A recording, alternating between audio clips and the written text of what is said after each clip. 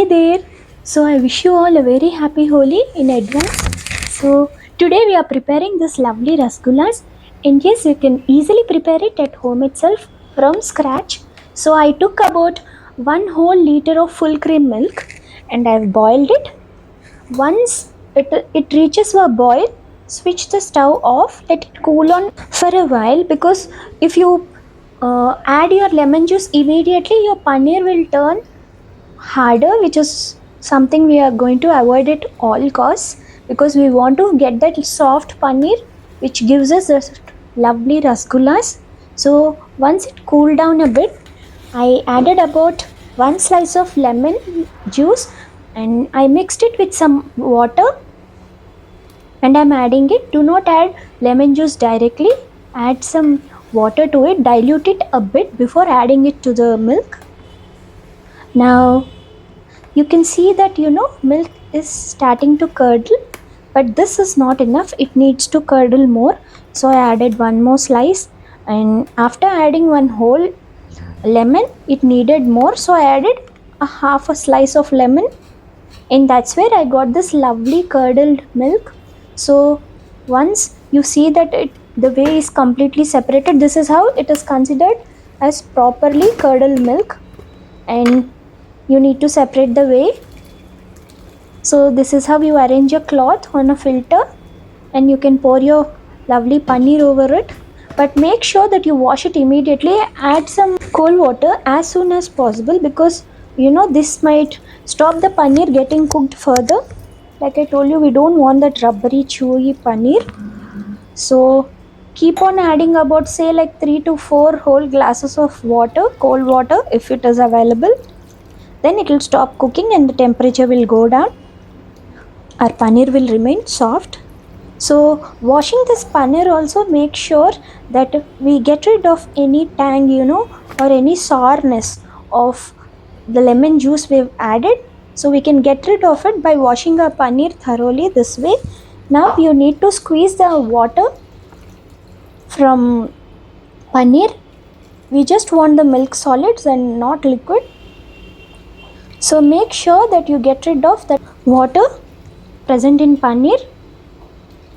Now once you're done squeezing the water as much as possible, you tie it up and keep it aside for, say, about like an hour or two, so that even if little quantity of water is present, we can get rid of that too. So after 2 hours, I opened this cloth. So now we are preparing our sugar syrup for rasgulla. I am adding about 1.5 cup of sugar and 4 cups of water.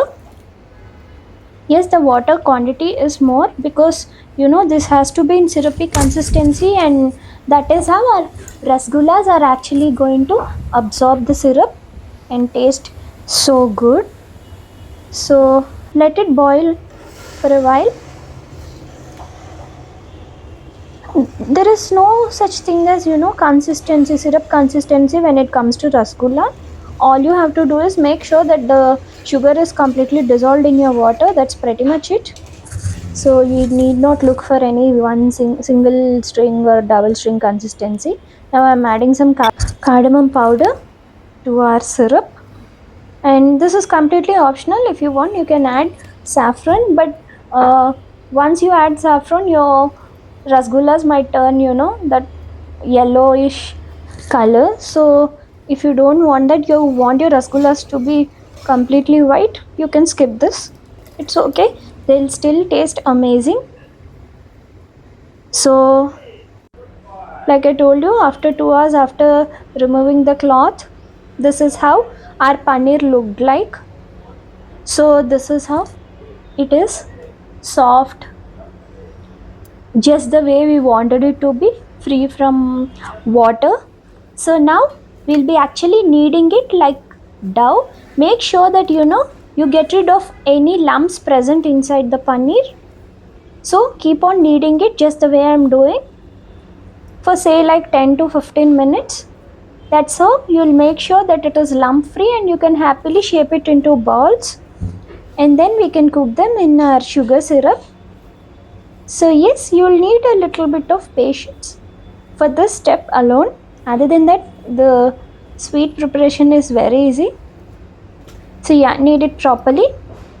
Once you're done kneading, shape them into small balls. Like I'm shaping it into this size. You can, if you need a bigger rasgullas, you can shape it into bigger balls. You see, the thing is, these rasgullas, they absorb the sugar syrup and they definitely double and triple in size. You'll be seeing it soon. Like once they are cooked in sugar syrup, you will be able to see the difference in the size of balls. See, yeah, this is how I'm shaping it. Make sure that they're devoid of any cracks.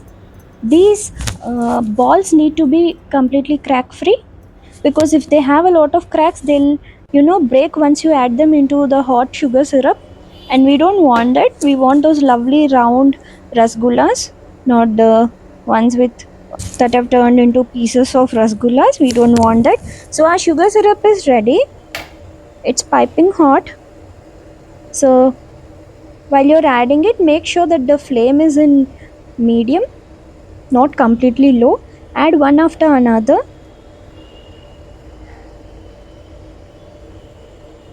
So they'll be cooked in the syrup now. You see, once I'm done adding it, I'll be covering it with a lid. So the flame is in medium and I'll cook it for about 10 minutes. And after 10 minutes, we can see 10 minutes has passed, and this is how these rasgullas are looking like. Wow, you really feel like getting a taste of it, right? I felt the same, but no, apparently they need to be cooked for more than 8 to 9 minutes more. So around 18 to 20 minutes it will take for these paneer balls to be cooked in sugar syrup. So you'll have to have a little more patience. So yes, it is that easy to prepare these rasgullas at home itself. No need to spend lots of money to buy these. You can easily prepare it at home with ingredients that are, easily available. So here we are. Our rasgullas are done. So do not keep it in fridge. Keep it in room temperature itself for 2 to 3 hours. Now look at our rasgullas. They do look appealing, right? You just want to take a bite of it. So they tasted heavenly, and like I told you, since Holi is round the corner, do prepare them and enjoy the sweet. I'm sure you're going to prepare it again and again. And thank you. Bye.